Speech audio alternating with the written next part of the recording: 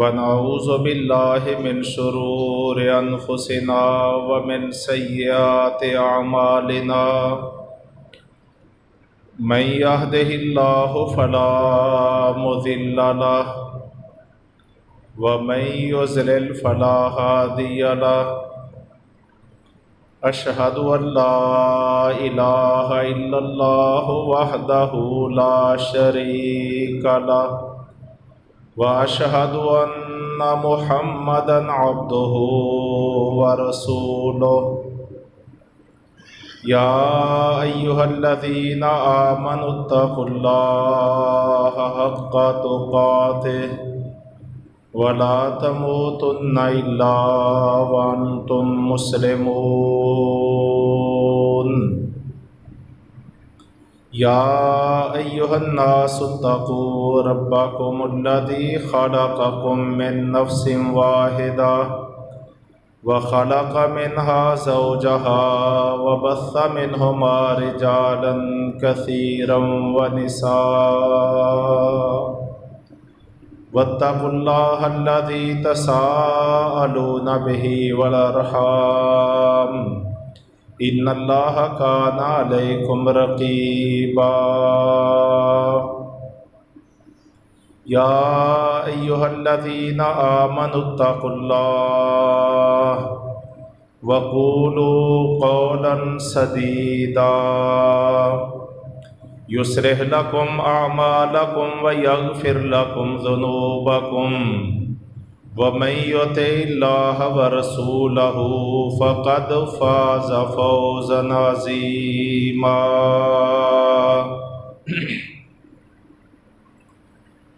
أما بعد فإن خير الحديث كتاب الله وخير الهدي هدي محمد صلى الله عليه وسلم وشر الأمور محدثاتها وكل محدثة بدعة وكل بدعة ضلالة وكل ضلالة في النار أعوذ بالله السميع العليم من الشيطان الرجيم من همزه ونفخه ونفثه بسم الله الرحمن الرحيم وَإِذْ تَأَذَّنَ رَبُّكُمْ لَئِنْ شَكَرْتُمْ لَأَزِيدَنَّكُمْ وَلَئِنْ كَفَرْتُمْ إِنَّ عَذَابِي لَشَدِيدٌ۔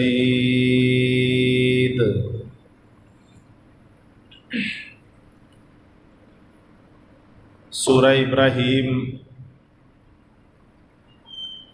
کی اس آیت کریمہ میں اللہ تبارک و تعالیٰ نے ایک بہت بڑی حقیقت کا اظہار کیا ہے، اور کل کائنات کے لیے اس کو ایک اعلان عام کی شکل میں اس کا اظہار کیا ہے۔ گویا کہ اللہ تبارک و تعالیٰ کی طرف سے بنی نوع انسان کے نام یہ عام اعلان ہے کہ اگر تم میری نعمتوں پر میرا شکر ادا کرو گے تو فرمایا کہ میں اپنی نعمتیں تم پر اور زیادہ کر دوں گا، اور اگر تم ناشکری کا انداز اختیار کرو گے تو فرمایا پھر میرا عذاب بھی بڑا سخت ہے۔ میں دی ہوئی نعمتوں کو واپس لینے کی قدرت بھی رکھتا ہوں، اور نعمتوں کی جگہ زحمتوں، مصیبتوں، آزمائشوں اور تکلیفوں سے دوچار کرنا، اس کی بھی پوری قدرت رکھتا۔ تو گویا کہ اس آیت کریمہ میں اللہ تبارک و تعالیٰ نے ہمیں یہ تعلیم دی ہے کہ اللہ کا بندہ ہونے کے ناطے، اس کا عبد ہونے کے ناطے، اور اس منعم حقیقی کے سامنے ایک فقیر اور مسکین ہونے کے ناطے ہمارا ہمیشہ رویہ اور انداز شکر گزاری والا ہونا چاہیے، اور کبھی بھی کسی حالت میں ہمیں ناشکری اور کفران نعمت کو ہمیں اپنی طبیعت اور مزاج کا حصہ نہیں بنانا چاہیے۔ وہ لوگ بڑے کامیاب لوگ ہوتے ہیں، ان کا ایمان بڑے اعلیٰ معیار پر ہوتا ہے، جو دو خوبیاں اپنے اندر پیدا کر لیں کہ کوئی نعمت اور خوشی ملے تو شکر کریں، اور کوئی تنگی تکلیف اور پریشانی آ جائے تو صبر کریں۔ ایمان کے بہترین معیار پر ان لوگوں کو اللہ تبارک تعالیٰ فائز کرتا ہے۔ نبی کریم صلی اللہ علیہ وسلم کی ایک حدیث صحیح مسلم میں موجود ہے، فرمایا مومن کا معاملہ بڑا عجیب ہے، بڑا حیرت انگیز ہے، بڑا قابل فخر ہے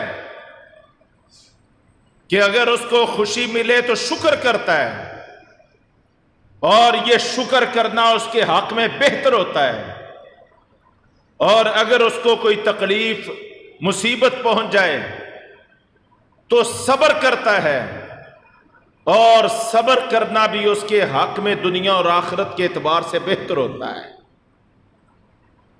اور فرمایا یہ نعمت اللہ تبارک تعالیٰ صرف مومن کو عطا کرتا ہے، مومن کے علاوہ یہ خوبی اللہ تبارک تعالیٰ کسی کافر، فاسق، فاجر، منافق کو اللہ تبارک تعالیٰ یہ خوبی عطا نہیں کرتا ہے۔ آپ ہر اس شخص کو ایمان سے ہٹا ہوا پائیں گے جو کوئی کامیابی ملے تو بغلے بجانا شروع ہو جائے، تکبر اور فخر کرنا شروع ہو جائے، میں بکری کی طرح کرنا شروع ہو جائے، یہ میری کامیابی ہے، یہ میری محنت ہے، یہ میرے آباء و اجداد کا ورثہ ہے، یہ میری ساری زندگی کا محاصل ہے۔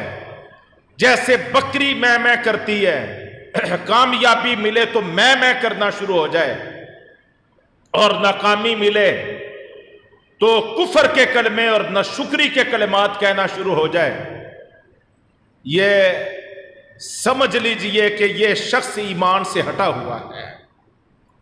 تو اللہ تبارک و تعالی نے ہمیں کروڑ نعمتیں عطا فرمائی ہیں۔ وَإِن تَعُدُّوا نِعْمَتَ اللَّهِ لَا تُحْصُوهَا، اللہ فرماتے ہیں اے میرے بندو، اگر تم ساری زندگیاں میری نعمتوں کو شمار کرنے میں گزار دو، تمہاری زندگیاں تو بیت جائیں گی، لیکن تم میری نعمتوں کو شمار نہیں کر پاؤ گے۔ تو ایمان کا تقاضا کیا ہے؟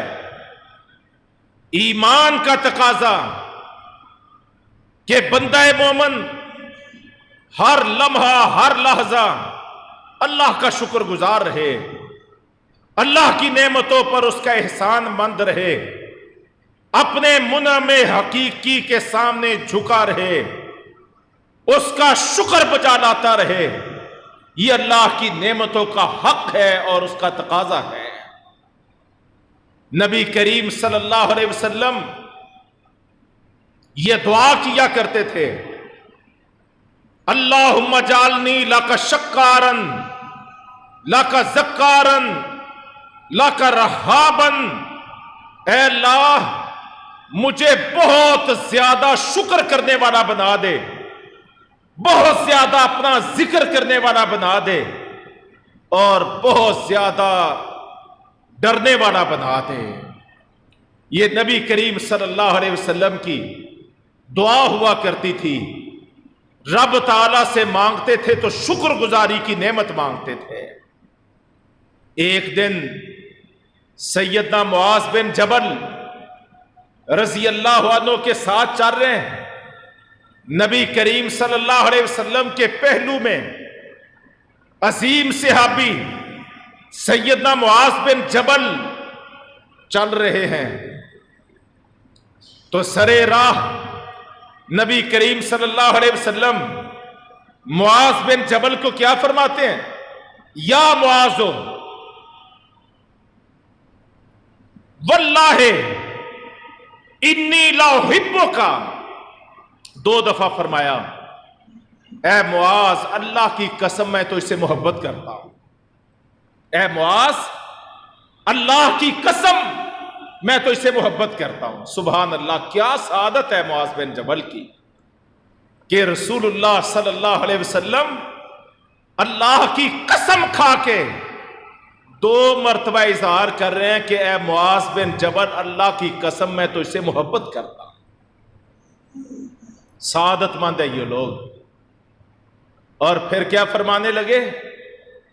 اے معاذ میں تجھے نصیحت کرتا ہوں، کبھی بھی نماز کے بعد ایک دعا کو نہ چھوڑنا۔ جب بھی سلام پھیرو فرض نماز کا، تو کبھی بھی زندگی میں اس دعا کو نہ بھولنا، اس کو نہ چھوڑنا۔ یہ میں تجھے محبت کی بنیاد پہ یہ دعا بتانے لگا ہوں۔ ہر فرض نماز کے بعد سلام پھرنے کے بعد اس دعا کو ضرور پڑھنا ہے۔ اور وہ دعا کیا ہے؟ رب اعنی علی ذکرک و شکرک و حسن عبادتک، اے اللہ تو میری مدد فرما، میں تیرا اور زیادہ ذکر کرنے والا بن جاؤں، میں تیرا زیادہ سے زیادہ شکر کرنے والا بن جاؤں، میں تیری عبادت کو خوبصورت کے انداز میں ادا کرنے والا بن جاؤں۔ اے معاذ کبھی بھی نماز کے بعد اس دعا کو نہ چھوڑنا۔ تو رسول رحمت صلی اللہ علیہ وسلم اپنے صحابی کو کس چیز کی تلقین کر رہے ہیں؟ اللہ کے ذکر کی، اللہ کے شکر کی، اور رب تعالیٰ کی بہترین عبادت کو بجا لانے کی۔ اللہ اس کی ہمیں بھی توفیق عطا فرمائے، اور ہم بھی ہر نماز کے بعد اس دعا کو کرنے والے بھی، اور اس کا اپنے عمل سے، زندگی اور کردار سے ثبوت پیش کرنے والے بھی بن جائیں۔ تو ساتھیو، اللہ کی نعمتوں پہ اللہ کی شکر براری، شکر بجاوری، یہ ہمارے اوپر فرض ہے، یہ اللہ کا ہمارے اوپر حق ہے۔ اللہ نے کتنی نعمتیں ہمیں عطا فرمائی ہیں۔ آسمان ہمارے لیے بنائے، زمینیں ہمارے لیے بنائیں، یہ دن رات کا سلسلہ ہمارے لیے، یہ بادلوں کا پانی برسانا ہمارے لیے، یہ زمین کا فصلیں اگلنا نکالنا ہمارے لیے، یہ چمنستان، یہ گلستان ہمارے لیے، یہ ہواؤں کا چلنا ہمارے لیے، یہ دریاؤں کا بہنا ہمارے لیے۔ کون کون سی نعمتیں اللہ نے عطا فرمائی ہیں، اور درجنوں ہا مرتبہ رب تعالیٰ ان نعمتوں کا اظہار کر کے کیا فرماتے ہیں؟ لعلکم تشکرون، یہ سب کچھ میرے بندو میں نے تمہارے لیے بنایا ہے، اور تم سے میرا ایک ہی تقاضا ہے، لعلکم تشکرون، تاکہ تم شکر گزار بن جاؤ۔ میرا کیا تقاضا ہے تم سے؟ شکر گزار، میرا شکر کرنے والے، میری نعمتوں پر اظہار تشکر کرنے والے۔ اور کچھ نہیں میں تم سے چاہتا، کوئی چیز نہیں چاہتا، بس یہ چاہتا ہوں کہ تم میرا شکر کرنے والے بن جاؤ۔ تو ساتھیو، وہ لوگ دنیا اور آخرت میں کامیاب ہیں جو اللہ کی نعمتوں پر شکر ادا کرنے والے۔ کتنی نعمتیں ایسی ہیں دن رات ہم ان کا استعمال کرتے ہیں اور ہمیں احساس تک نہیں ہوتا ہے۔ ہمیں کبھی احساس تک، ہاں ایک جھٹکا لگے اور عارضی طور پر یا مستقل طور پر کوئی ایک نعمت ہم سے معطل ہو جائے، ہم سے چھن جائے، تو ہمیں پتہ لگ جاتا ہے کہ یہ کتنی بڑی نعمت تھی۔ اللہ نے ہمارے وجود میں کروڑوں نعمتیں رکھی ہیں، اپنی نشانیاں رکھی ہیں۔ آپ سر کے بالوں سے لے کے پاؤں کے ناخنوں تک آپ ذرا اپنے وجود کے اندر اللہ کی نعمتوں کو شمار کرنا چاہیں، ان کو گننا چاہیں، ان کی فہرست بنائیں اور ان کا حساب کتاب لگائیں کہ اس کو اگر میں سیل کرنا چاہوں اس کی کتنی کو لاگت ہو، کتنی کو قیمت ہوگی، اس کا تخمینہ کیا ہے۔ ایک ایک نعمت کا اگر آپ تخمینہ لگانا شروع ہو جائیں جو ہمارے وجود کے اندر ہے، واللہ یہ کیلکولیٹر کے ہند سے یہ جواب دے جائیں ہمارے وجود کے اندر جو اللہ تبارک و تعالیٰ نے کہیں آنکھیں لگا دی، کہیں کان لگا دیے، کہیں دماغ رکھ دیا اور کہیں زبان چلا دی، کہیں دل کے دھڑکنے کے سلسلے شروع کر دیے، کہیں جگر کام کر رہا ہے، کہیں گردے کام کر رہے ہیں، ٹانگیں چل رہی ہیں، ہاتھ حرکت میں ہیں، آنکھیں دیکھ رہی ہیں، ناک سونگھ رہا ہے۔ میرے محترم بھائیوں، ظاہری کتنی نعمتیں ہیں اور وجود کے اندر چھپی ہوئی کتنی نعمتیں ہیں۔ یہ دنیا کی ساری دولتیں ختم ہو جائیں، واللہ ہمارے وجود کے اندر کی اللہ کی نعمتوں کے تخمینے پورے نہ ہو پائیں۔ اور اللہ چاہتا کیا ہے؟ صرف ایک چیز، لعلکم تشکرون، تم شکر گزار بن جاؤ، شکر گزار بن جاؤ۔ اللہ تبارک تعالیٰ ہمیں شکر گزار بننے کی توفیق عطا فرمائے۔ اللہ اکبر۔ قرآن کے آخری پارے میں اللہ فرماتے ہیں ثم لتسألن یومئذ عن النعیم، فرمائے ایک دن ایسا قائم ہونے والا ہے کہ دنیا میں نے تم سے پوچھا نہ پوچھا، دنیا میں تقاضا تو صرف شکر بجا لانے کا ہے، لیکن اگر تم دنیا میں میرا شکر ادا نہ کر سکے تو ایک دن ایسا ہے جس دن انصاف کا ترازو قائم ہونا ہے، اللہ کی عدالت لگنی ہے۔ فرمایا ثم لتسألن یومئذ عن النعیم، اس دن تمہیں ان ساری نعمتوں کے بارے میں پھر سوال کیا جائے گا۔ اللہ اکبر۔ حدیث میں آتا ہے نبی اکرم صلی اللہ علیہ وسلم ایک دن بھوک سے نڈھال ہیں، گھر سے بھوک سے دو چار ہو کے گھر سے نکلے ہیں کہ گھروں میں کھانے کے لیے کچھ بھی نہیں ہے۔ تھوڑا سا باہر گئے تو ابو بکر بھی ساتھ مل گئے، ان کو بھی بھوک نے بڑا ستایا ہوا ہے۔ کچھ اور چلے ہیں تو عمر فاروق بھی ساتھ مل گئے۔ یہ تینوں دوست چلتے چلتے جابر رضی اللہ عنہ کے گھر پہنچ گئے تو جابر رضی اللہ عنہ نے تینوں بزرگوں کے چہروں کو دیکھا، ان کو سمجھ آ گئی کہ آج ہمارے بزرگوں کے چہرے بھوک سے نڈھال ہیں۔ جابر رضی اللہ عنہ فوراً کھجورے لے آئے اور ساتھ سادہ پانی، کھجور اور سادہ پانی ان تینوں بزرگوں کے سامنے رکھ دیا۔ نبی کریم صلی اللہ علیہ وسلم اور آپ کے دوستوں نے کھجورے کھائی ہیں، اوپر سے سادہ پانی پیا ہے، اور ساتھ کیا فرما رہے ہیں؟ آپ صلی اللہ علیہ وسلم ابو بکر اور عمر کو مخاطب کر کے فرماتے ہیں میرے ساتھیوں، یہ بھی ان نعمتوں سے ہے، یہ کھجوریں اور یہ سادہ پانی بھی ان نعمتوں میں سے ہے جن کے بارے میں قیامت والے دن سوال کیا جائے گا۔ اللہ اکبر۔ اور سیدنا ابو ہریرہ رضی اللہ عنہ بیان کرتے ہیں کہ نبی کریم صلی اللہ علیہ وسلم، ابو بکر اور عمر، ایک دن یہ تینوں بھوک سے نڈھال، یہ ایک انصاری صحابی ابو الحیثم انصاری ان کے گھر تشریف لے گئے۔ اللہ نے ان کو کھجوروں کے باغات دیے ہوئے تھے اور ان کے پاس جانور بھی تھے اور کھجوریں بھی۔ ان کے گھر تشریف لے گئے، گھر کا دروازہ کھٹکھٹایا ہے، اندر سے گھر والی نے پوچھا کون ہو؟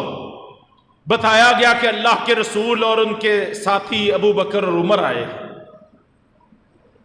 کہنے لگی ابو الحیثم، وہ تو گھر کے لیے مشکیزہ لے کے پانی کنویں سے لینے گئے ہوئے ہیں، تو میں دروازہ کھولتی ہوں، آپ گھر تشریف لے آئیے۔ تینوں ساتھی گھر میں بیٹھ گئے۔ تھوڑی دیر بعد ابو الحیثم انصاری رضی اللہ عنہ تشریف لائے۔ پتا چلا اللہ کے رسول تشریف لائے میرے گھر میں، کیا خوشی ہوگی۔ ابو الحیثم انصاری رضی اللہ عنہ نے مشکیزہ پانی کا ایک سائیڈ پہ رکھا، اور حدیث میں آتا ہے ایسے جناب بے ساختہ پن سے اللہ کے نبی کریم صلی اللہ علیہ وسلم کے وجود کے ساتھ چمٹ گیا ابو الحیثم انصاری رضی اللہ عنہ، اور کیا کہنے لگے آج مدینے میں مجھ سے زیادہ کوئی خوش قسمت نہیں ہے کوئی کہ جس کے گھر اللہ کے رسول اور ان کے دونوں دوست جو ہیں وہ مہمان بن کے تشریف لائے ہیں۔ یوں ان کو ویلکم کہا اور پھر ان کو دعوت دی کہ آپ میرے باغ میں تشریف لائیں۔ یہ تینوں مہمان ابو الحیثم رضی اللہ عنہ کے ساتھ باغ میں چلے جاتے ہیں، ایک درخت کی چھاؤں میں ان کو بٹھایا جاتا ہے۔ ابو الحیثم کھجور پہ چڑھتے ہیں، ایک کھجوروں کا گچھا خوشہ اتارتے ہیں اور سامنے رکھ دیتے ہیں، اور ایک برتن میں جناب پانی لا کے رکھ دیا جاتا ہے۔ یہ تینوں بزرگ جو ہیں یہ سائے میں بیٹھے کھجورے کھا رہے ہیں اور سادہ پانی پی رہے ہیں، اور ساتھ وہی بات اللہ کے رسول آج ارشاد فرما رہے ہیں۔ فرمانے لگے ابو بکر و عمر، اس ذات کی قسم جس کے ہاتھ میں محمد کی جان ہے، یہ جو ہم سایہ استعمال کر رہے ہیں اس ٹھنڈے سائے کے بارے میں، یہ جو پانی پی رہے ہیں اس صاف پانی کے بارے میں، اور یہ جو کھجوریں کھا رہے ہیں ان کھجوروں کے بارے میں، ان تینوں نعمتوں کے بارے میں بھی قیامت والے دن یہ تینوں نعمتیں، ٹھنڈا سایہ، تر کھجوریں، تازہ پانی، یہ تینوں بھی وہ نعمتیں ہیں کہ قیامت والے دن اللہ تبارک و تعالیٰ ان کے بارے میں بھی سوال کرے گا۔ اور وہ روایت تو بخاری مسلم میں موجود ہے کہ آپ صلی اللہ علیہ وسلم نے فرمایا، محشر کے میدان میں کوئی آدم کا بیٹا، کوئی ابن آدم ایک قدم بھی پیچھے نہیں ہٹا پائے گا اللہ کی عدالت میں، ایک قدم بھی پیچھے نہیں ہٹا پائے گا جب تک 5 نعمتوں کا جواب نہیں دے دیتا۔ 5 نعمتوں کا غور کیجئے، یاد کر لیجئے، کوئی انسان، کوئی ابن آدم اس وقت تک اللہ کی عدالت سے ایک قدم بھی پیچھے نہیں ہٹ پائے گا جب تک 5 نعمتوں کا حساب نہیں دے دیتا۔ 2 نعمتیں جان کے متعلق وجود کے، 2 مال کے متعلق۔ جان کے متعلق پہلا سوال، تجھے 70 سال 100 سال زندگی عطا فرمائی تھی، آج اس 100 سال کا مجھے حساب دے، کہاں یہ زندگی گزاری ہے؟ ایک ایک سانس کا، پل پل کا حساب۔ پہلا سوال زندگی کے بارے میں، اور دوسرا سوال جوانی کے بارے میں۔ وان شباب ہی فی ما افناہ، تجھے جوانی دی تھی، یہ 15 سال سے لے کے 40-45 سال کا یہ دورانیہ جوانی، جب جناب بہاریں ہوتی ہے، صحت ہوتی ہے، وجود میں کرنٹ ہوتا ہے، انرجی ہوتی ہے، پاور ہوتی ہے، انسان جس چیز کا عزم کر لے کر گزرتا ہے۔ جوانی، یہ جوانی کے 25-30 سال کا حساب دو جناب، جوانی کو کہاں فنا کر کے آئے ہو؟ یہ دو وجود کے متعلق جو نعمتیں، ان کا جواب، اور دو مال کے بارے میں، کہاں کہاں سے کمایا، سورسز آف انکم بتاؤ کیا کیا تھے؟ سورسز آف انکم، کمائی کے ذرائع۔ تیسرا سوال، مال کہاں کہاں سے کمایا؟ اور چوتھا سوال، جو مال کمایا تھا اس کو خرچ کہاں کہاں کیا؟ 4 سوال۔ اور 5واں، میں نے تیرے پاس دین کی شکل میں، قرآن کی شکل میں، وحی کی شکل میں، انبیاء کی رسالت و نبوت کی شکل میں جو اپنا دین اور پیغام بھیجا تھا، بتا میرے دین پر کتنا عمل کیا؟ یہ 5 سوال ہیں، لازمی سوال، کوئی بھی اختیاری نہیں ہے، سب کے سب کمپلسری ہیں، لازمی ہیں۔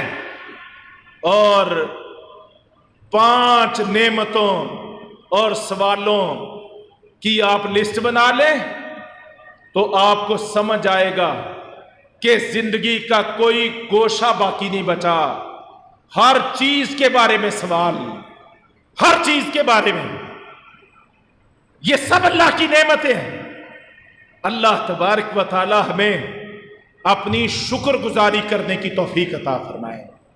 بھائیو، عوام کی تباہی ہو جاتی ہے، قوموں اور معاشروں کی تباہی ہو جاتی ہے، ملکوں کی تباہی ہو جاتی ہے جب لوگ اللہ کی نعمتوں پر شکر گزاری نہیں کرتے۔ سورہ نحل میں اللہ تبارک تعالیٰ ایک بستی کی مثال بیان کرتے ہیں۔ ضرب اللہ مثلا قریۃ کانت آمنۃ مطمئنہ یاتیہا رزقہا رغدا من کل مکان فکفرت بانعم اللہ فأذاقها اللہ لباس الجوع والخوف بما كانوا یصنعون۔ یہ سورہ نحل ہے۔ اللہ ایک بستی کی مثال بیان کر رہے ہیں۔ فرمایا وہ امن اور سلامتی والی بستی تھی، کوئی بدامنی نہیں تھی، کوئی دہشت گردی نہیں تھی۔ یاتیہا رزقہا رغدا من کل مکان، ہر طرف سے رزق کی فراوانی تھی، رزق کی آمد تھی، اور جناب ایک خوشحالی تھی، فراوانی تھی، لہلہاتے باغ تھے، سرسبز و شادابی تھی، اللہ کی نعمتوں کی فراوانی تھی۔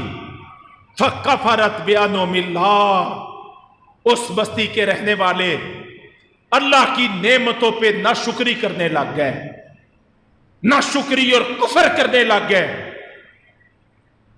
فَأَذَاقَهَا اللَّهُ لِبَاسَ الْجُوعِ وَالْخَوْفِ، اللہ تبارک و تعالیٰ نے ان پر 2 عذاب پھر بھیج دیے۔ ایک بھوک کا عذاب، پیٹ ہی نہیں بھرتا تھا، گھر کا چولہا ہی نہیں چلتا تھا، ماہانہ گزارا ہی نہیں ہوتا تھا، آمدن کم ہوتی چلی گئی، اخراجات بڑھتے گئے، ٹیکس لگتے گئے، महंगाई होती चली गई, नेमतें सुकड़ती चली गई और भूख बढ़ती ही चली गई। वल खौफ, और दूसरा लिबास अल्लाह तबारक तआला ने दूसरा अजाब क्या भेजा?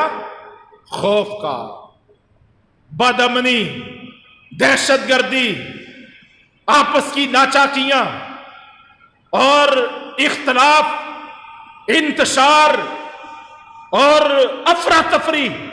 अल्लाह तबारक व तआला ने उस बस्ती और मुल्क के रहने वालों में जब वो अल्लाह की नेमतों पे नाशुक्री करने लग गए, अल्लाह तबारक व तआला ने दो अज़ाब भेजे।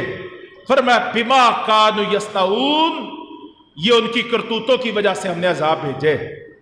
ये नाशुक्रे हो गए थे, इनकी शुक्रगुजारी की आदतें खत्म हो गई थी, ये कुफर करने लग गए थे। अल्लाह तबारक व तआला को इनकी ये अदा पसंद ना आई, अल्लाह ने इनसे सारी नेमतें, अमन व अमान को भी छीन लिया और अल्लाह ने रिज़्क़ की फरावानियों को भी सुकेड़ और लपेट के रख दिया। आज अगर कोई शख्स, कोई कौम, कोई मुल्क वो जनाब मुआशी तौर पर बुहरान से दो चार है और खौफ और दहशतगर्दी से दो चार है, तो मैं कुरान की इस आयत का हवाला देके आपको तवज्जो दिलाता हूं। एक दूसरे पे इल्जाम तराशियां करने की बजाय, एक दूसरे के कीड़े निकालने की बजाय, कभी अल्लाह के कुरान की इन आयात पे भी गौर कर लो। हो सकता है हम सब की इस्लाह हो जाए, हो सकता है हम अल्लाह की तरफ रजू और तौबा करने वाले बन जाए, हो सकता है रब ताला हमारे गुनाहों को माफ कर दे और हमारी बदअमालियों को अल्लाह तबारक ताला माफ कर दे और वही अमन व अमान, वही मुआशी फराखियां और वही दौलत की रेल पेल और अमन और सुकून और ठाठ और मजे की जिंदगी अल्लाह तबारक तआला वो नेमतें हमें दोबारा अता फरमा दे। गौर करने की जरूरत है, अल्लाह की तरफ पलटने की जरूरत है। ये मैंने सूरह नाहल का एक हवाला आपके सामने पेश किया है और अब सूरह सबा जो 22वें पारे में, सबा ये एक इलाका था, एक रियासत थी। आज मुल्क यमन का ये हिस्सा है। आप यमन का नक्शा निकालेंगे तो आपको यमन के इलाके में ये इलाका मिलेगा जिसको कुरान ने सबा के नाम से याद किया है। मलका सबा का वाकया भी आपने सुना हुआ है, जो सुलेमान अलैहिस्सलातु वस्सलाम की दावत पे ईमान लाई थी। ये उसी इलाके का तज़किरा अल्लाह तबारक तआला 22वें पारे की सूरह सबा में कर रहे हैं। अल्लाह फरमाते हैं लक़द कान लिसबइन फी मस्कनिहिम आया। ए लोगो, तुम्हारे लिए सबा के इलाके में भी एक निशानी मौजूद है, इबरत का समान मौजूद है कि हमने उनको 2 बागात अता फरमाए थे। उनमें से कोई शख्स जहां खड़ा होता उसको अपने दाएं भी बागात नजर आते, अपने बाएं भी बागात नजर आते। ये एक बहुत बड़ी वादी थी, 2 पहाड़ों के दरमियान ये वादी थी और इंसान जिस तरफ देखता पहाड़ों की चोटियों की तरफ, नीचे गहरी वादियों की तरफ, हर तरफ लहलहाते हुए बाग, सरसब्ज़ो शदाब फसरे नजर आती थी। जन्नतान यमीन व शिमाल, अल्लाह फरमाते हैं दाईं तरफ भी बागात और बाईं तरफ भी लहलहाते हुए महकते हुए बागात, हर तरफ बागात ही बागात थे। और रब की तरफ से ऐलान किया था कुलू मिन रिज़्क़ि रब्बिकुम, ऐ सबा मुल्क के रहने वालों, तुमने अपने रब के अता किए हुए रिज़्क़ को इस्तेमाल करना है, खाना है। वश्कुरू लहू, और अपने अल्लाह का शुक्र अदा करना है। खाओ भी और शुक्र भी अदा करो, खाते भी जाओ और शुक्र भी अदा करो। यह ऐलान था मुल्क सबा के लिए रब ताला की तरफ से कि मेरी नेमतों को इस्तेमाल भी करो और मेरा शुक्र भी अदा करो। अल्लाह फरमाते हैं बलदतुन तय्यबा, ये पाकीज़ा एक इलाका था, शहर था, इलाका था, सरजमीन थी, पाकीज़ा, जहां ताफुन नहीं था, जहां गंदगी के ढेर नहीं थे, साफ सुथरा माहौल था, खिले हुए फूल थे, लहलहाते हुई फसलें थी और ताहते निगाह फैले हुए बागों के सिलसिले थे और पाकीज़ा रहائشगाहें थी, खुशहाली थी, अमन था, सुकून था। बलदतुन तय्यबा, पाकीज़ा शहर था। वह रब्बुन गफूर, और रब की तरफ से मगफरतें भी थी, इनायतें भी थी, इनामात भी थे, और जनाब अल्लाह की तरफ से आसमानों से बरकतों का नुज़ूल भी था, हर तरफ से नेमतों की फराबानी भी थी। फ़आरज़ू, अल्लाह फरमाते हैं नेमतें हमारी इस्तेमाल करते थे और रिज़्क़ हमारा खाते थे, अनाज हमारा इस्तेमाल करते थे, हमारी दी हुई नेमतों को इस्तेमाल करते थे, लेकिन अकड़ गए थे, मुतकब्बर हो गए थे और कुफर और नाशुक्री पे आ गए थे। हमारी नेमतों को इस्तेमाल करके हमारी नाशुक्री करना इस मुल्क के सबाब वाले लोग फ़आरज़ू, इन्होंने मुंह फेर लिया था हमारी शुक्रगुजारी से, हमारी इबादत से इन्होंने नाशुक्री करना शुरू कर दी, मुंह फेर लिया। फरमाया फ़अरसलना अलैहिम सैलल अरम, फरमाया हमने इन पर फिर तेज सैलाब चला दिया। इन्होंने डैम बनाए हुए थे, इन पे बारिशें होती थी, पहाड़ों से पानी उतरता था, ये बंद बांध के जगह जगह पे इन्होंने डैम बना के रोक लिया था। अल्लाह तबारक तआला ने आसमान से मूसलाधार बारिश शुरू कर दी, डैमों के पुश्ते खोल दिए, हर तरफ पानी ही पानी, सैलाबी रेले ही रेले, इनके मकान भी, इनकी फसलें भी, इनके गोदाम भी, इनके बागात भी, इनकी वादियां भी, सारी की सारी रब ताला ने सैलाब की नजर कर दी और वो सैलाबी पानी मुद्दतों तक इस पूरे मुल्क के सबा को उस सैलाबी पानी ने अपने नरगे में लिए रखा। नतीजा क्या हुआ? फसलें तबाह हो गई।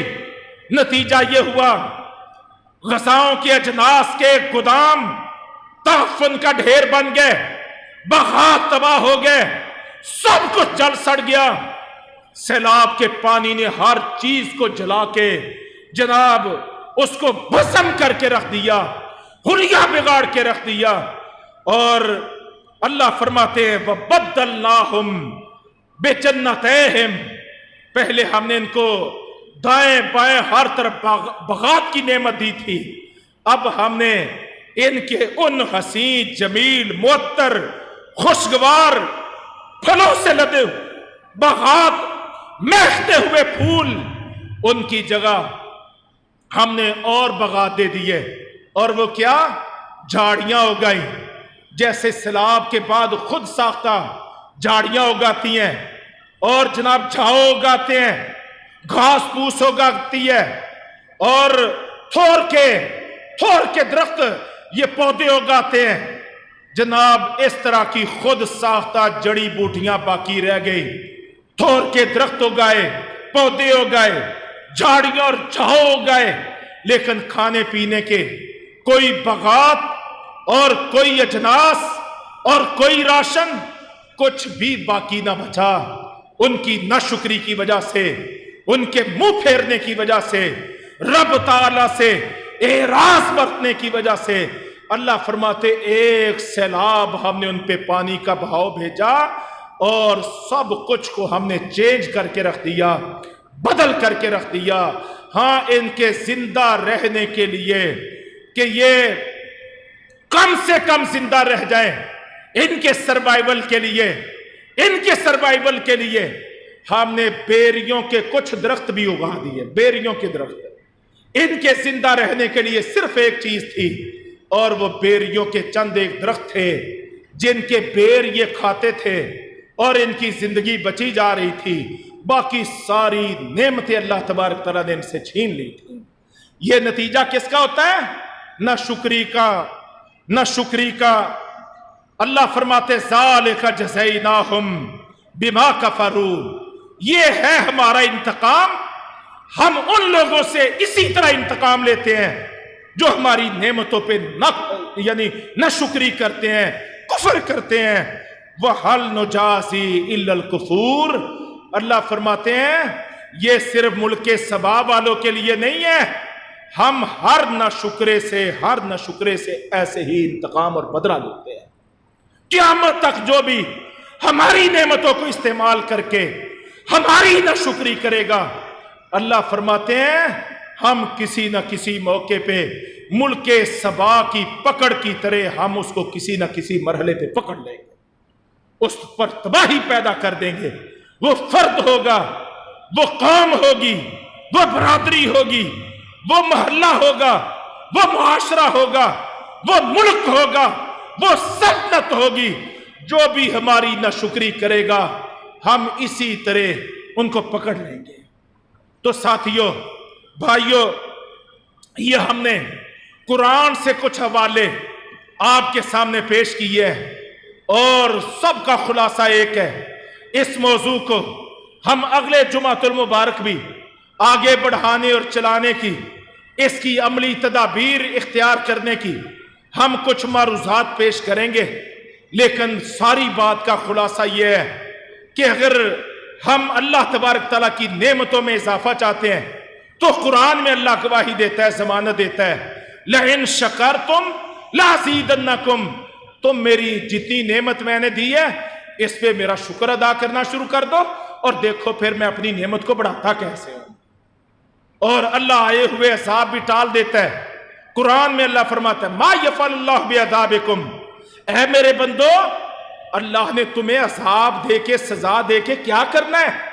تمہیں مصیبت میں مبتلا کر کے اللہ کو کیا ضرورت ہے؟ ان شکرتم، اگر تم شکر گزار رہو، اگر تم اللہ کی نعمتوں پہ شکر کرتے رہو اور اللہ پر ایمان رکھتے رہو تو اللہ تبارک تعالیٰ نے تمہیں عذاب دے کے کیا کرنا ہے۔ تو ایمان اور شکر گزاری کی طبیعت اور مزاج، یہ تقاضا ہے رب تعالیٰ کا۔ آج جن حالات و واقعات سے ہم پاکستان میں دو چار ہیں، امت مسلمہ پوری دنیا میں دو چار ہے، آپ نے یہ چند دن پہلے دیکھا کشمیر کے حریت رہنما یاسین ملک کو جرم بے گناہی میں انڈیا کی ظالم عدالت نے 2 مرتبہ عمر قید کی سزا سنائی ہے۔ کوئی جرم نہیں ہے، وہ پوچھتا رہا، چیختا رہا، چلاتا رہا کہ میرا جرم تو بتاؤ۔ عدالت کا ایک جواب تھا ہمارے پاس کوئی پروف تو نہیں ہے تمہارے جرم کا، لیکن حالات کا یہ تقاضا ہے کہ تمہیں 2 مرتبہ عمر قید کی سزا سنائی جائے۔ یہ امت کے ساتھ یہ ہو رہا ہے، کہیں گلے کٹ رہے ہیں، کہیں آپس کی افراتفریاں ہیں، کہیں معاشی بحران ہے، کہیں ٹیکسوں پہ ٹیکس ہیں، کہیں ریٹوں کا بڑھ جانا ہے، کہیں قیمتوں کا بڑھ جانا ہے۔ ہم جس طرف بھی دیکھتے ہیں ایک عذاب، مصیبت اور ازمائش کی شکل نظر آتی ہے، بچ نکلنے کی کوئی شکل نہیں ہے۔ تو ساتھیوں، اس موقع پر میں نے یہ ضروری سمجھا کہ میں اپنے آپ کو بھی نصیحت کروں اور آپ کو بھی نصیحت کروں کہ آئیے، کوئی اور راستہ نہیں ہے، کوئی فرار کی جگہ نہیں ہے، کوئی جائے پناہ نہیں ہے سوائے اللہ کی جناب کے۔ اللہ کی پناہ کے علاوہ ہمارے لیے کوئی جائے پناہ نہیں ہے۔ ہمیں اللہ کی طرف پلٹنا ہے اور اپنے گناہوں کی معافی بھی مانگنی ہے، اللہ کی نعمتوں پر اس کا شکر بھی ادا کرنا ہے، اور قوم کو بحیثیت قوم اللہ کی طرف دعوت بھی دینی ہے۔ یہ فریضہ ہے، یہ اللہ کی ہدایات ہیں، یہ قرآن کی تعلیم ہے، یہ نبی کریم صلی اللہ علیہ وسلم کی نصیحت ہے۔ اللہ تبارک تعالی ہمیں سمجھنے کی اور اپنے دین پر چلنے کی توفیق عطا فرمائے۔ اور وہ ہم سے راضی ہو جائے۔ اقول قولی ھذا استغفر